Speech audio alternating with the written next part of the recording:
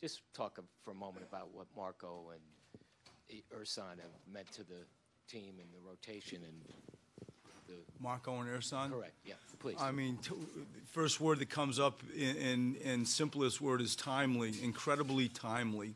You know, to inherit those two guys in the final third of an NBA season and not only, you know, get their skill package, but truly have a role for them that doesn't really disrupt the ecosystem of the current team is rare.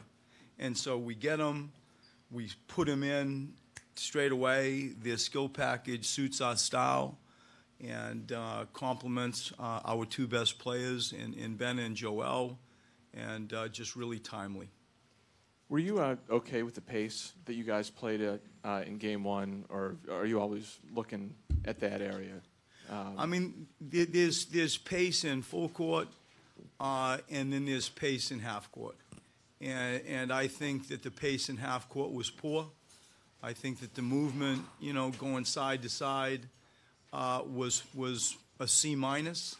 I think when you play against a good and at times great defensive team like the Celtics are, to think you're going to get stuff done on one side of the floor is poison. It is a very large mistake.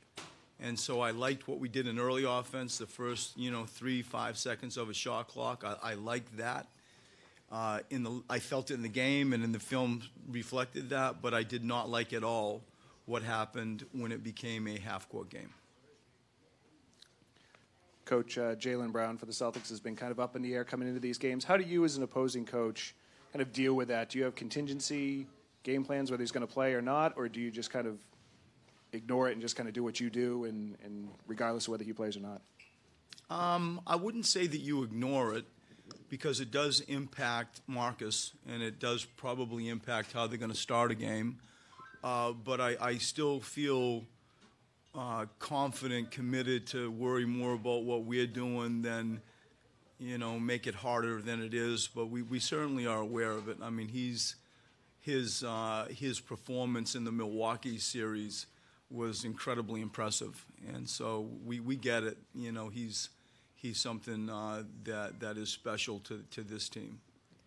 Brett, a lot of firsts with this team, a young team, first time in 01 whole here.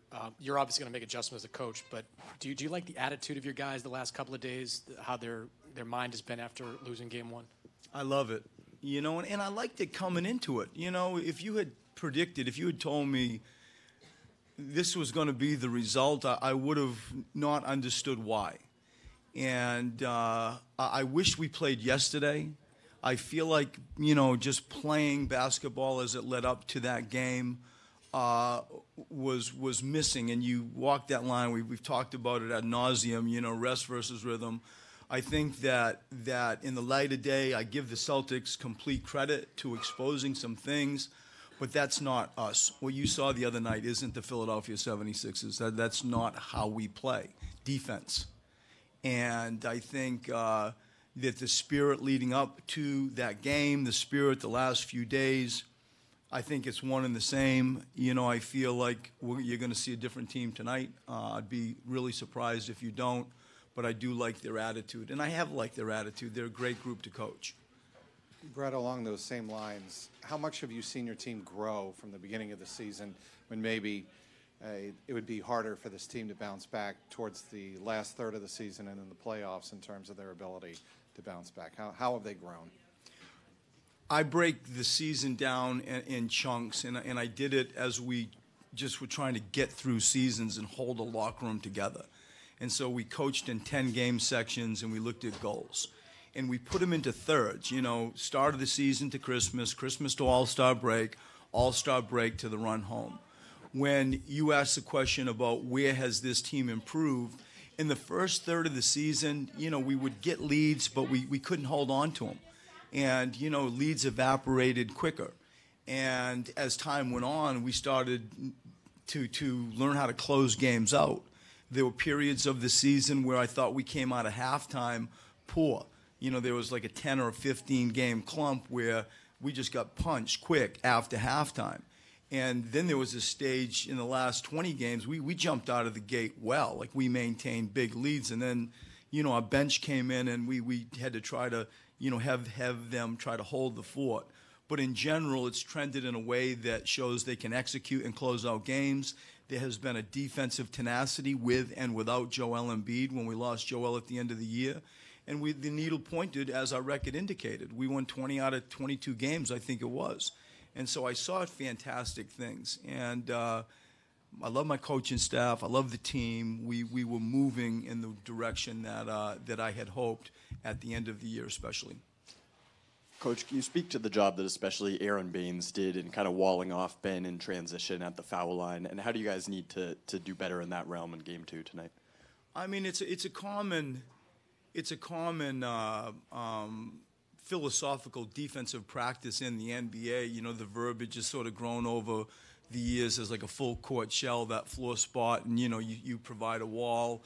All those breakaway guards, even LeBron as a runaway train, or John Wall and now Ben.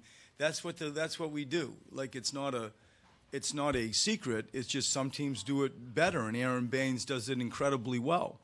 And to try to move that, it's to the point where I think Brian just asked earlier, did you like the pace of the game? I liked it. I thought we did a pretty good job in early offense, and I thought Ben at times, could have made different decisions when you come down and you're seeing, 3 people in that wall that Baines provides. And so we need to move the wall. You need to play the other side of the floor. And it's just not going to happen if you think you're going to go in there and take care of business on a zero pass or a one pass, one side of the floor offense in full court or in half court. Thank you.